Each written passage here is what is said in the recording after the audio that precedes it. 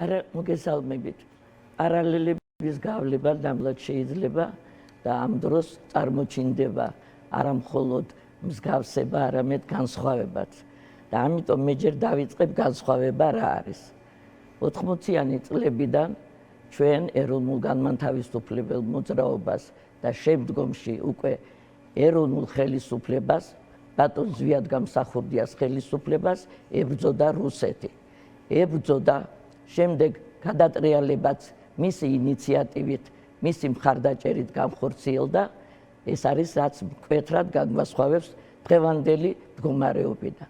დღეს კი არსებულ ხელისუფლებას ვერც უწოდებ რეჟიმი, უკვე ჩამოყალიბებულია როგორც დიქტატურა, ნიშნები იყო ადრე და დღეს უკვე თამამად შეიძლება ითქვას, რომ დიქტატურაა საქართველოში, ამ დიქტატურას ზურგს უმაგრებს რუსული რეჟიმი, რუსეთი.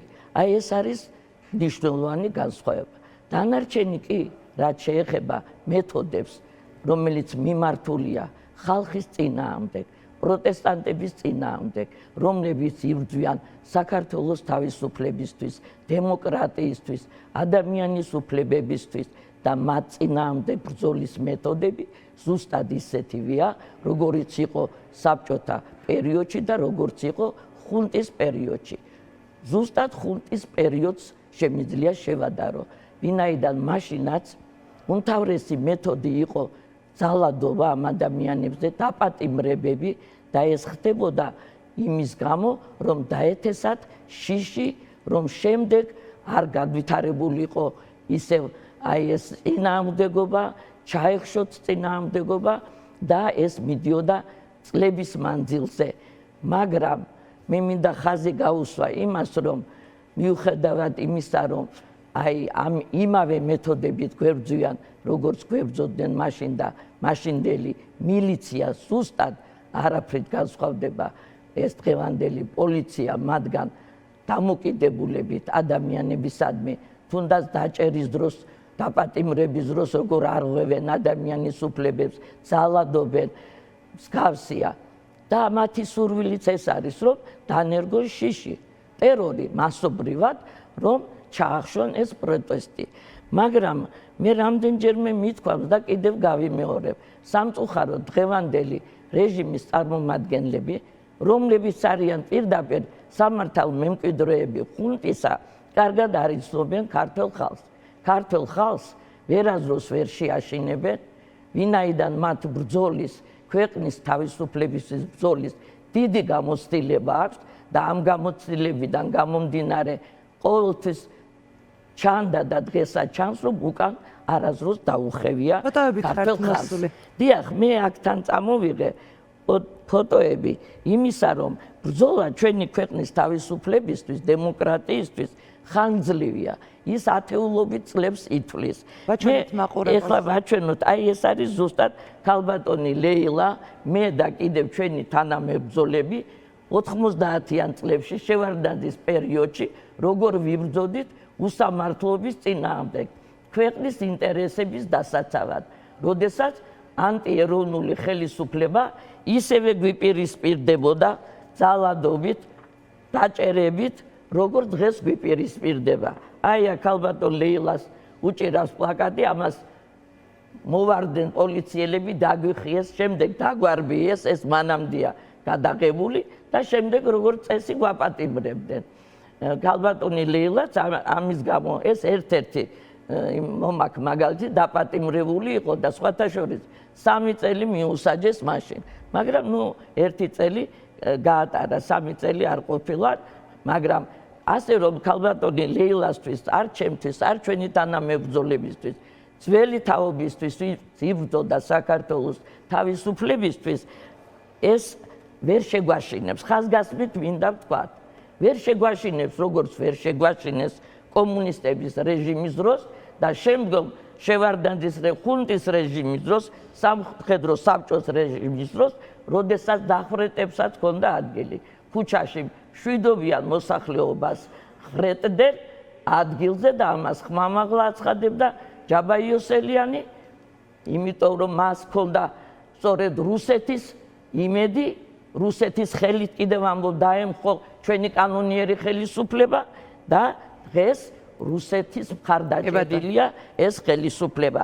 აი მოვიტან კიდევ ერთს. ჩვენ ეს 2008-შიც რუსეთი გვებრძოდა. მართალია ზოგიები თვლის რომ საქართველოს დაესხა თურმე იქეთ რუსეთს, მაგრამ რუსეთი დაგვესხა 2008 წელსაც ჩვენ.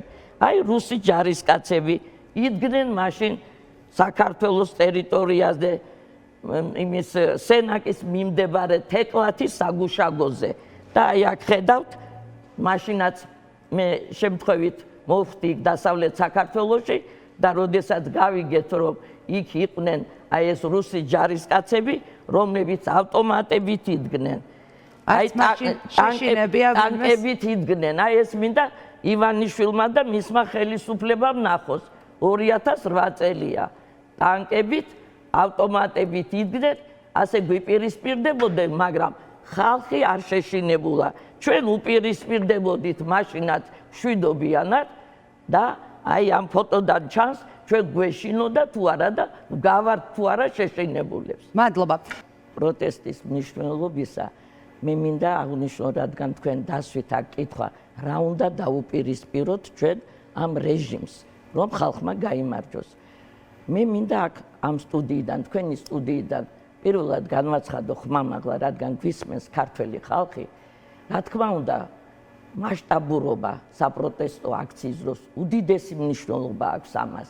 უდიდესი მნიშვნელობა აქვს დემოკრატიული ქვეყნების მხარდაჭერას, მაგრამ უმთავრესი არის რომ ჩვენ დღეს გვყავს, როდესაც ეს ხელისუფლება არის არალეგიტიმური, ჩვენ გვყავს დე იურე ლეგიტიმური ხელისუფლება, უზენაესი საბჭო, რომელმაც განაახლა 5 სექტემბერს მუშაობა თავისი და ერთადერთი სამართლებრივი გზა, მშვიდობიანი გზა, მორალური გზა ამ ხელისუფლების მოცილების არის კანონიერი ხელისუფლების მიერ არჩევნების დანიშვნა, რომელიც იქნება სამართლიანი, რომელიც იქნება დემოკრატიული და რომელიც ყველას მისცემს თავისუფალი არჩევნების უფლებას, რომ ყველა ადამიანს ექნება გამოხატოს თავისი ნება ყოველგვარი მოსყიდვების, დაშინებების გარეშე.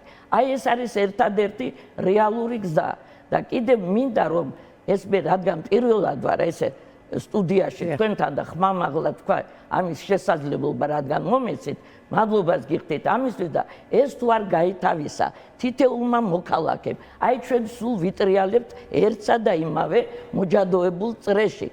რა თქმა უნდა, ხალხი გამოდის, გამოსულა 10,000-ობით, 100,000-ობით, მაგრამ ჩვენ ისევ ტყვეობაში ვართ.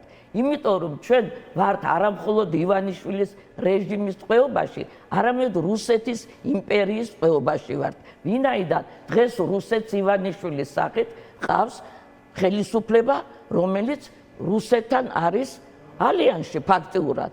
აშკარად არ აცხადებენ ამას და აშკარად არ ამბობენ, მაგრამ ყველა მათი მოქმედება ცხადყოფს ამას.